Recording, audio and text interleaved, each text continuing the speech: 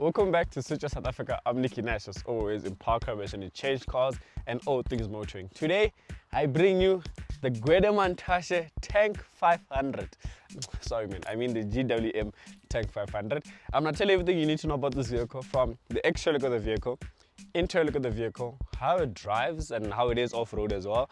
And then obviously gonna speak about how much it costs and whether compared to its competitors it's a good option to go for. And also gonna speak about insurance, because for those vehicles, you're actually gonna pay a bit of insurance, but it makes sense for the pricing of the vehicle.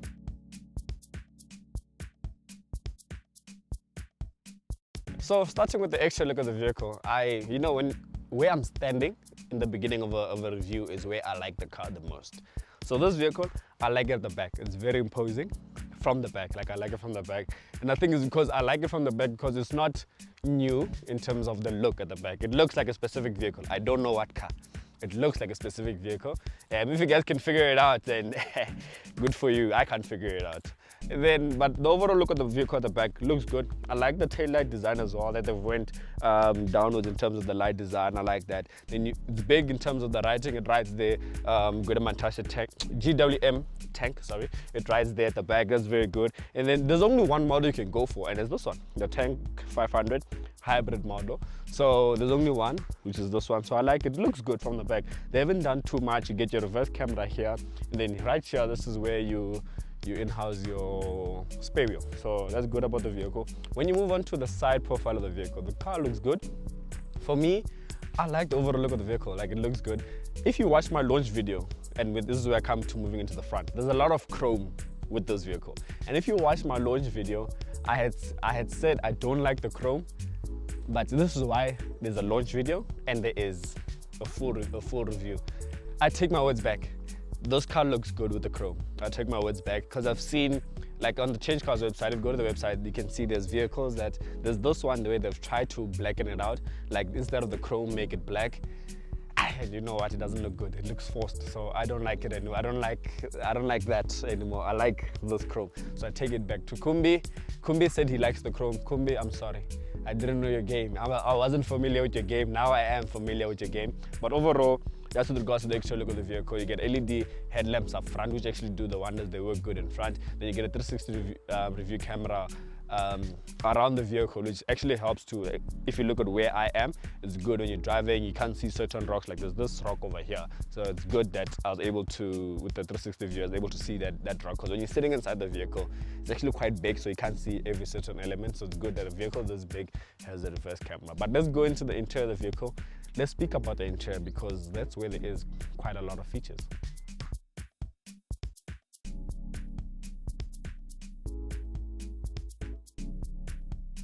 So when you get into the interior, the reason I'm starting from outside is because when you get into the interior, there's this lovely step, actually. As you can see, I'm stepping. I'll show you the step. You should be seeing it on the overplay video. So then you see, it adjusts to me.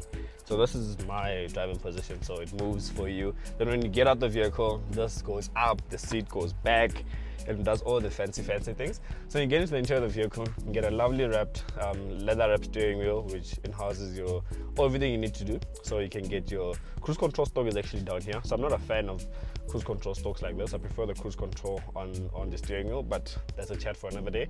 But everything you try to control up front here in terms of your digital instrument cluster, you do it on the right hand side, and then for your music and everything, you do it on the left hand side. So to answer a call, hang up a call, everything is done on this side. You get pedal shifters, very good feeling pedal shifters. I actually like these type of pedal shifters. Then moving on to the center console, I think before you notice that 65-inch TV over there, you're gonna first see this airplane style gear lever. At first, when I first saw it, I was not a fan of it, but it feels good. Like, it's very grippy. I think that's the word I'm looking for. If not, yeah, but it's very, very good. And everything else is on the side over here. They went into making a bit more detail where there's this wood type of finishing on the side. Then you get piano black on the top end of the buttons, then towards the lower end, and I think that's where it separates everything else. Then you get the silver finishing. In this case, I'm actually not a fan of the silver, because there is a lot of fingerprints on the silver than there is on the piano black, and I'd expect the piano black to have more fingerprints. But something that does collect a lot of fingerprints is your touchscreen infotainment system, because there is no silver wheel to control that. So everything you want to do is there. So I need to touch. As you can see now, like there's a lot of marks. So you need to have a cloth with you so you can wipe it if it's a personal vehicle. Then you get a GWM watch. So I think this is from GWM. I'm sure it's one of the watches that he's had. Definitely. So you get that watch there. Climate control over here. I like that about the vehicle, that you still get your climate control outside of the infotainment system, as much as you can still have it in your infotainment system. Like if I press that, it pops up here, but everything is there. Mode, I can adjust the direction over here, the speed. The only thing that I go into there is with regards to the speed, essentially. Not the speed, the temperature. That's all I need to do. But yeah, that's with regards to this vehicle. It reminds me so much of the Haval H7 that we recently launched. Same concept. Then you get wood finishing from the door. It goes all the way across into the dash and onto the side. But that's where I'm sitting. You get heated and ventilated seats. You also get massaging seats as well. You press it, it's in the infotainment system. I remember because on launch, Kumbi and I were getting massaged as we were driving, but it's not a feature that I use. When you move on to the back as well, actually, let me not say when you move on to the back, let me go to the back so I can actually move on to the back.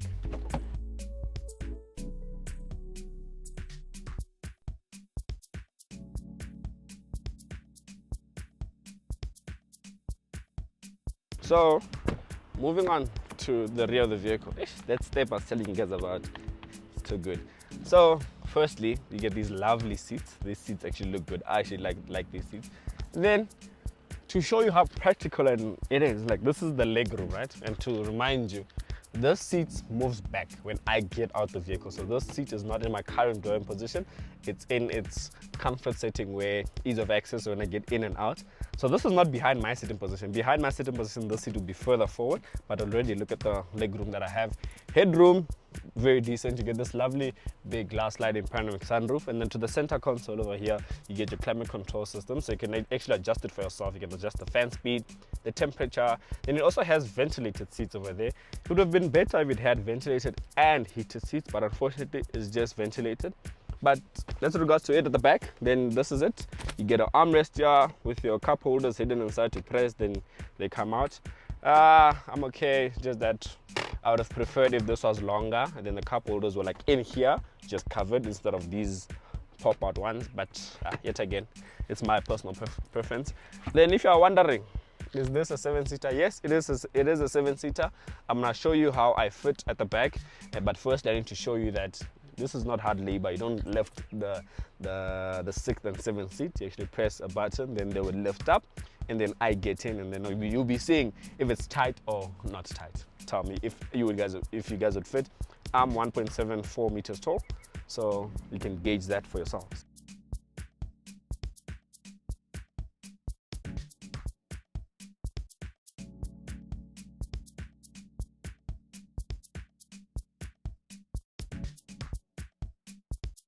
So as you saw, I was shaking my head when I was sliding my foot. So for me, the headroom is okay. Leg room is okay, but it actually makes it a bit weird because now, instead of me enjoying the legroom that the car has for me, it's because of the footwell. Like there's not enough space to slide my feet underneath the seat, so it puts it in a tight spot. So would I sit there for a long distance drive? Not at all. Even for a short distance, I wouldn't be very comfortable. So who sits in the 6th and 7th seat? Kids. No adults should sit in the back. Kids should sit there. But I've told you guys about the exterior and interior. Let's move on to the drive of the vehicle so you can actually also speak about the cost.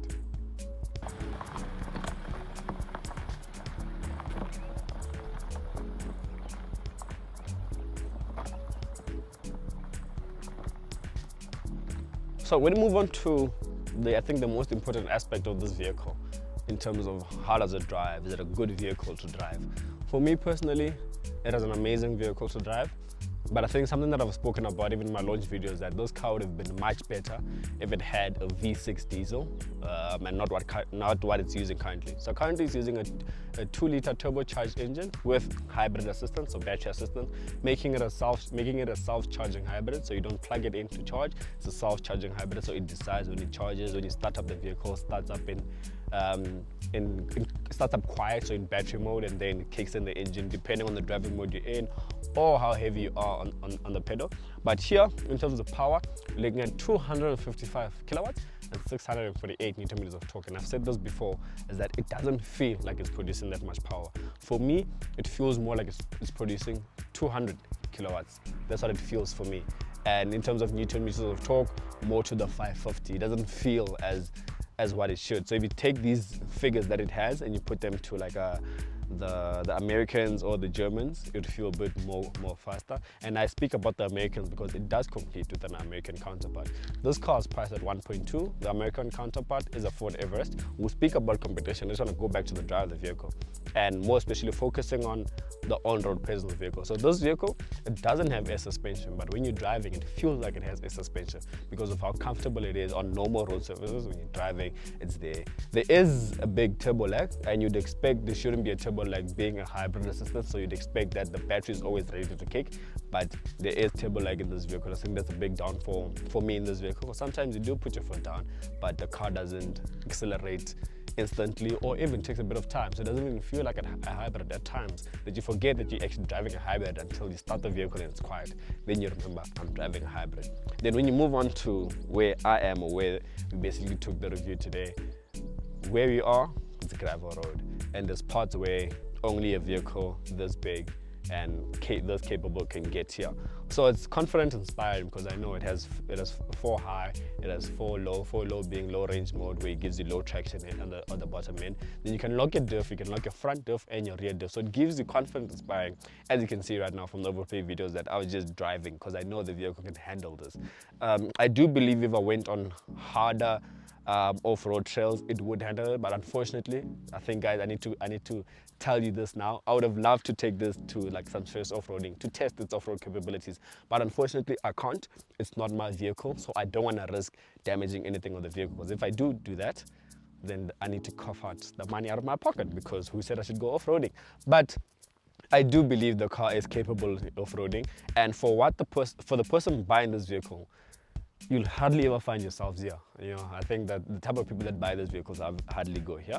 And then in terms of competition, you're obviously looking at a Ford Everest Platinum, because pricing on this vehicle, you're looking at 1.2 million rand. So you're obviously looking at a Ford Everest Platinum, the 3-liter V6 diesel, and then there is the Toyota Prado as well. So I don't know if this looks like a Toyota Prado. Maybe it does. Yeah, you never know. But that's with regards to the competition. Now, pricing, this is it. Like all those vehicles I mentioned, 1.2 to 1.3 million rand. Now, the most important question I'm gonna pose to you guys is, would you buy this vehicle over a Ford Everest and a Toyota Prado? I personally, as much as I love this vehicle, I really love that Everest. So it'd be a very hard buy for me to take this over those, but it's a good competitor. So it does make you think twice. Even I myself right now, I am thinking twice. If I was in the market for such thing, I would think twice, but yet again, you know, it always boils down to what you prefer as a person. Now, in terms of the pricing of this vehicle, is priced at 1.2 million rand. And you take that amount of money, you go to Change Car's vehicle finance calculator, and you finance this vehicle over a period of 5 years, which is 60 months, at an interest rate of 12.25% with no deposit. You're looking at paying 27,300 rand for this vehicle on a monthly basis, which is a lot of money, but you are getting a lot of car. And if you head over to the Naked app, which you can get an insurance code in literally 90 seconds, for this vehicle, you're looking at paying 3,100 rand with an excess of 7,500 rand. And the beauty about that is that if you feel like that excess is a bit too high for when things go wrong, then definitely you can adjust it on the app without speaking to anyone. So easily you can just adjust the 7.5 to 5,000, 3,000, 1,000. But what that does is that it will change from 3,100 to 3,500, 4,000, 5,000. But I think that's the most important thing, the beauty that you can adjust your access. I think that's why I like Naked so much, because actually I have a few things insured with Naked, and some of the things, the access is too high, so I drop it down. But that's with regards to this vehicle. The most important thing now is that what I want you guys to do is comment down below, would you buy this vehicle over any other SUV that's priced at 1 million to 1.3? So there is, off the top of my head, there's this Everest, I don't want to include the Fortuner because Fortuner is a bit on the lower end, so I'm going to include the Land Cruiser, the SUV version, and the Prado. Yeah, I think if you guys didn't get the sarcasm in the beginning of the video, this car looks exactly like a Toyota Prado. It leaves me speechless, but I'll see you guys in the next video. I don't know when the next video is. We are 2 weeks away from Campfest, so I'm trying to think if I'll have a video for you guys before Campfest. If not, the next video will be Campfest. I can't wait for Campfest, guys. Also, remember, please buy the t-shirts. And you guys know who the t-shirts are made by? The guy behind the camera. You guys are seeing him on the screen now. Last time he was smiling too much, so he wasn't happy that he smiled too much. This time around, he's acting like a bit more serious person. But thank you guys for watching. Please remember to like, comment, and subscribe. My t-shirts cost 700. Yo, not 700. Ooh, maybe I should go up. Maybe it's a side. My t-shirts cost 450 rand. That's delivery inclusive. So even Cape Town there by the beach, by the coastal side, or you're up there in Limpopo by Messina, you'll get your t-shirt within a week. So hit me up. Let me sort you out so you can look good. Unfortunately, I'm not wearing my own t-shirt today, but the t-shirt essentially looks like this. Ow, big play. You don't smell food. You don't. It done sharp, it done sharp. Yes! Big play! I bet. Hey! Big play!